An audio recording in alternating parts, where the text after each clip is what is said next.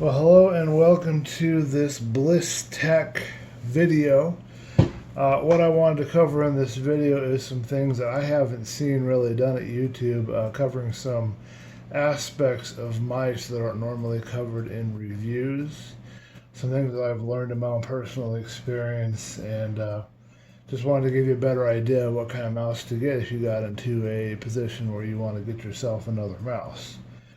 So I've got three mice here, and what I've got is this Roswell mouse that I bought back in 2013, 2014, somewhere in there. Take note of this bulge here that's along the right-hand side. I've got this Corsair Harpoon mouse, and I've got this Cherry ergonomic mouse. Now, what I found was this was my go-to mouse for a lot of years. It's not a gaming mouse, and I just wanted to get a new mouse. I wanted to have something that might do a little better for me. I mean, there's nothing wrong with this mouse. It has not failed. I've dropped it a number of times. These buttons have gotten pushed up, and I snapped them back down. The battery lid got lost. That's where the USB goes there. I just was looking for another mouse, maybe a little higher DPI, something I could do a little better with in games. I think that I'm not getting the response that I want out of this, and it's not having to do with the wireless. I think it has to do with the DPI, but I'm not sure. And I just wanted to see what all was out there, and I wanted to try and get myself a gaming mouse. But this is what I've been using, and I want you to note something. I'm positioning myself so I can do this. So I've got my hand perpendicular to the top of the mat. I've got the mouse in this position, so it's perpendicular as well. This is how I would normally hold the mouse when I'm using it. And I would move it around like so. Probably not quite this exaggerated, maybe more small movements. I'd click and use the side buttons and all of that kind of stuff. Notice what you're seeing here. A slight bit of a bend there, but for the most part, when I'm going around, it stays perpendicular to the top of the mat. And the reason why it does that is because of this bulge, I think. Because when I use this mouse, I got this one about a week or two ago. I'm going to return it. It was my first gaming mouse. It has really nice buttons here. These are all 6-button mice, so you've got your DPI switch, your scroll wheel. This is a really beefy scroll wheel. It really feels high quality. You know, you got your buttons here on the side. I really like this mouse, but as I was using it, I started feeling like I was having some really serious, I even still have it right now, some wrist pain from using it. And I couldn't figure out why, so I started watching it. I'm going to exaggerate slightly. But over time, as I would use it and I would click on it and do stuff with it, it started to angle this way. Every time it would angle this way. So what's going on here when your mouse angles that way is not only are you having this, you have two parallel bones here in your arm. Not only are those bones now crossed, which is one of the injuries that you get with mice that give you repetitive injuries. Not only do you have that, now you've got this. You're angling your wrist too, and that even hurts just holding it that way. I finally figured out what it was, and I was like, man, I can't use that anymore. I really like it, but I can't use it anymore. This mouse does not use a battery. It has inside of it some kind of a rechargeable battery, probably in a gel pack like you have in your phone or something. It had to be replaced at the factory. It has a wireless mode, and you can see the lights on it right there. And it has a Bluetooth mode. And then you can also use it as a wired mouse. That's what really drew me to it, because if I plug this, it's a cloth cord. I now have a USB wired mouse. I don't know why the USB is designed like that, but now it looks really even cooler.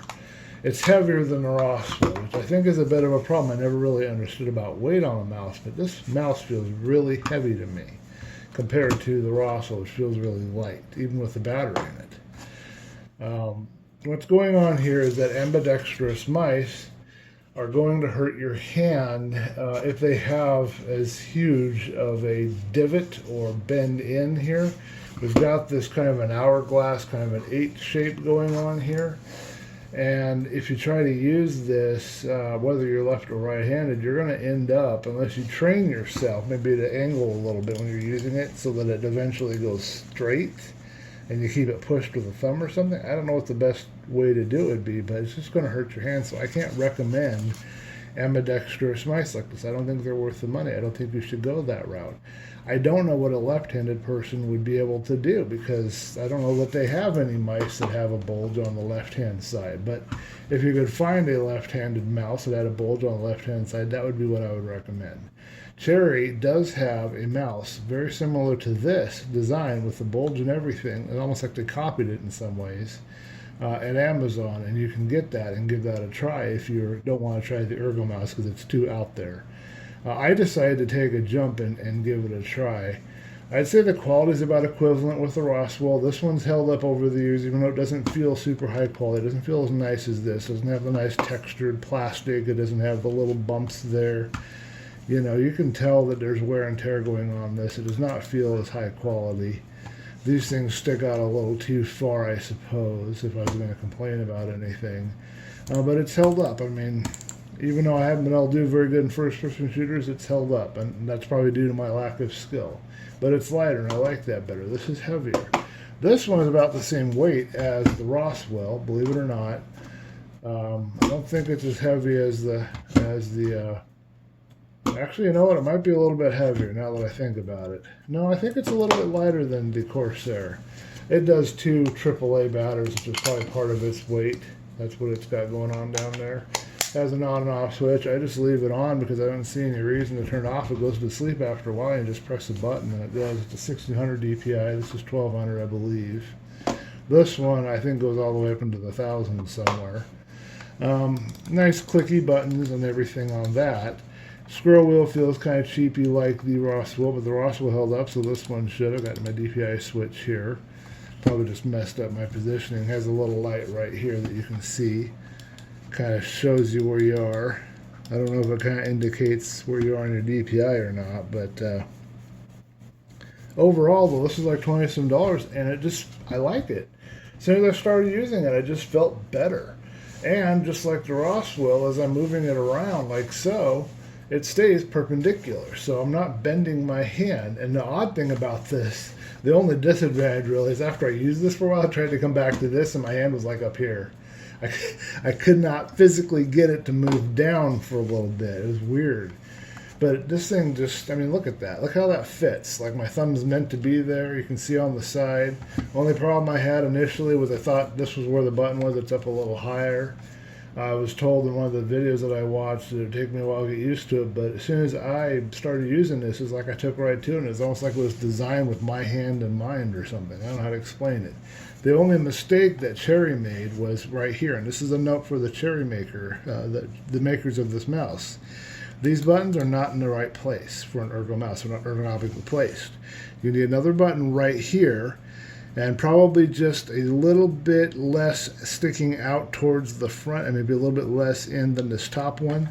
So it sticks, this one should stick out right where it is, and the other one should be maybe half of that distance. But that would be the ideal placement, because now I could just do this. Now I can move around really quickly, and I could rest my thumb right here.